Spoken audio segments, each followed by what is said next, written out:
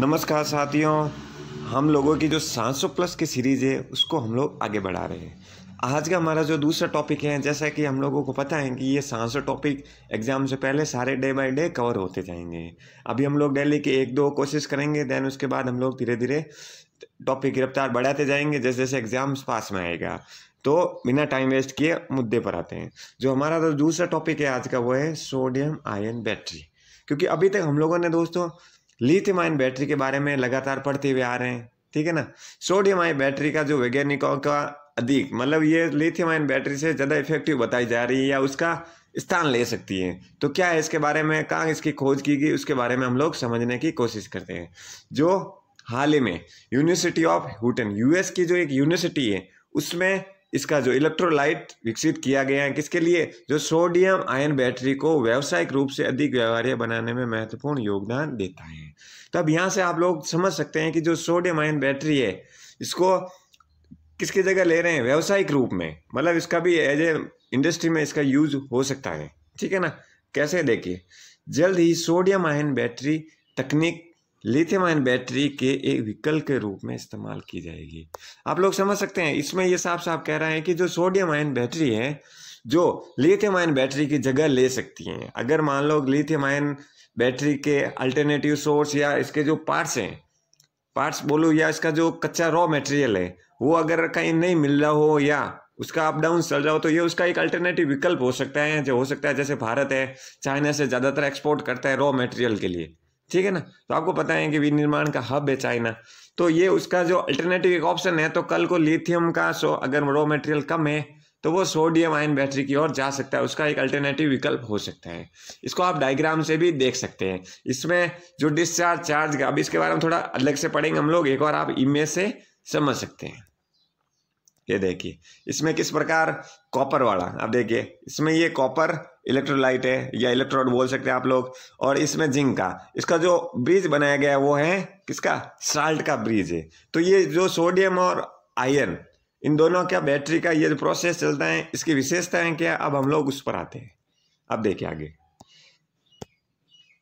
अब हम लोग समझते हैं कि ये जो सोडियम आयन बैटरी है इनकी विशेषताएं क्या है। सबसे पहला पॉइंट आ रहा है कि रिचार्जेबल बैटरी है, मतलब इसको रिचार्ज किया जा सकता है, जिसे बैटरी की चार्जिंग और डिस्चार्जिंग के दौरान इलेक्ट्रोड के बीच सोडियम आयन संचालन की आवश्यकता होती है तथा इन बैक्टीरिया में सोडियम कैथोड के रूप में कार्य करता है। तो यहाँ पर आप लोगों को पूरा ये कैथोड के रूप में, एनोड के रूप में काम कर रहा है, पूरा साइंस की ओर नहीं जाना है, बस इतना आपको पता होना चाहिए। कल को एक स्टेटमेंट बना दे यूपीएससी कि भाई जो ये सोडियम आयन बैटरी है जो रिचार्जेबल है या नहीं है, ठीक है ना। वैसे तो इस टाइप के साइंस एंड टेक में क्वेश्चन नहीं बनते हैं, लेकिन इसको ये फ्यूचरिस्ट टेक्नोलॉजी है तो इससे रिलेट होकर कोई दूसरा क्वेश्चन बन सकता है। तो आपको इसका थोड़ा बेसिक आइडिया होना चाहिए, एटलीस्ट इतना पता होना चाहिए जो लिथियम आयन बैटरी है और ये सोडियम आयन बैटरी, इन दोनों का तुलनात्मक अध्ययन क्या हो रहा है, ठीक है ना। चलो आगे बढ़ते हैं। अब चलो, ये तो हमारे सामने आगे बात है कि हम लोग बैटरी ले आ रहे हैं, उसका अल्टरनेटिव ऑप्शन लेके आ रहे हैं, लेकिन अब चुनौतियाँ क्या हैं भाई। चलो ये आ तो जाती हैं या इसका अल्टरनेटिव लिथियम आयन बैटरी का हो जाता है, लेकिन इसमें चुनौतियाँ किस किस रूप में आ सकती है हमारे सामने।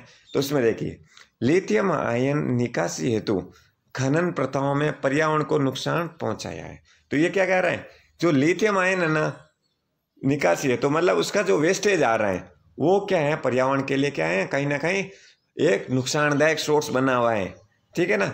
इसके अलावा देखिए यह हानिकारक रसायन उत्सर्जित करता है जो आगे नदियों और उसके पारिस्थितिकी तंत्र में फैले, और यह पुनः प्रयोग लायक नहीं है क्योंकि इसका पुनर्चक्रण प्रक्रिया बहुत महंगी है। तो इसमें चुनौतियां आपको साफ साफ बता रखी हैं। तो आप लोग इसमें 3 पॉइंट, एक तो मुख्य रूप से कि भाई ये खनन के लिए ये लिथियम आयन जरूर है, लेकिन ये सोडियम आयन इसकी जगह आप लोग समझ सकते हैं। लिथियम आयन लिख लिया है, लेकिन कहीं ना कहीं ये दोनों अल्टरनेटिव है, तो आप समझ गए होंगे। तो एक तो क्या है, एक तो इसकी जो निकासी है, इसका वेस्टेज है वो पर्यावरण के लिए हार्मफुल है।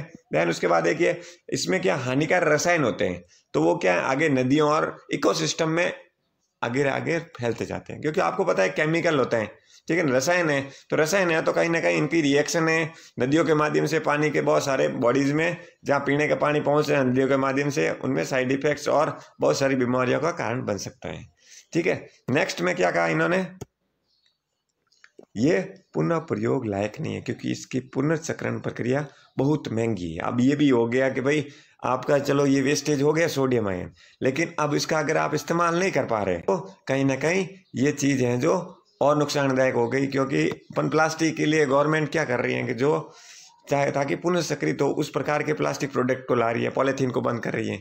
समझ रहे हैं ना, क्योंकि ये पुनर्चक्रण की प्रक्रिया बहुत महंगी है, ये तो केमिकली प्रोसेस है ना, तो आप लोग समझ सकते हैं। नेक्स्ट देखिए अब इसकी इंपॉर्टेंस क्या है, क्योंकि ये थोड़ा क्या मेंस ओरिएंटेड भी बन जाता है कि कल को तुलनात्मक रूप से लिथियम आयन बैटरी और सोडियम आयन बैटरी की तुलना करने में की बात आएगी, तब ये चीज़ें कहीं ना कहीं सामने आएगी। ठीक है, चलो देखिए अब देखिए इसकी इंपॉर्टेंस क्या कह रही है। इंपॉर्टेंस देखिए, लिथियम समकक्षों की तुलना में इसका उत्पादन करना सस्ता है, क्योंकि इसको बनाने में आवश्यक कच्चे माल की प्रचुरता है। अब देखो स्टार्टिंग में मैंने बात की थी कि ये जो लिथियम आयन बैटरी की अगर तुलनात्मक अध्ययन बात करेंगे तो लिथियम आयन का अगर आप लोग थोड़ा सा बैक साइड में जाएंगे 1 ईयर में, उस समय ये काफ़ी लिथियम आयन बैटरी के बारे में डिटेल में स्टडी हो रही थी। ठीक है ना, इसके बारे में न्यूज़ में भी काफ़ी रहा था।